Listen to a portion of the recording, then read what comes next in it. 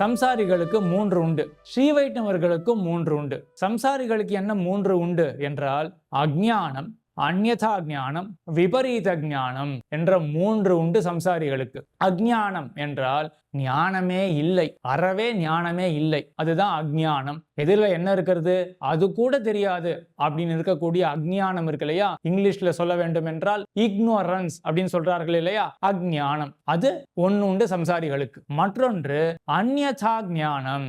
அந்யதா ஞானம் என்றால் ஒரு பொருளை வேறு விதமாக அறிவது, அதுதான் அந்யதா ஞானம். எதிரில சங்கமானது இருக்கு, அது வெளுத்து இருக்கும், எல்லா சங்கமும் வெளுத்து தான் இருக்கும். ஆனா இவனுடைய கண்ல நோய் இருக்கிறபடினால இவன் எப்படி அறியறான், அத மஞ்சளாக அறியறான் இல்லையா. அப்படிப்பட்ட ஞானம் தான் அந்யதா ஞானம். வேறுபடுத்தி அவன் அறியறான், அந்யதா ஞானம். மூன்றாவது விபரீத ஞானம். ஒரு பொருளை முதலுக்கே மோசமாக தப்பா புரிஞ்சுக்கிறானே, அதுதான் விபரீத ஞானம். எதிரில இருக்கக்கூடியது கயிறு தான், ஆனா பாம்பு பாம்பு நினைச்சு நடுங்குறான் இல்லையா. எதிரில பாம்பே இல்லையே, எதிரில இருக்கக்கூடியது கயிறு தானே.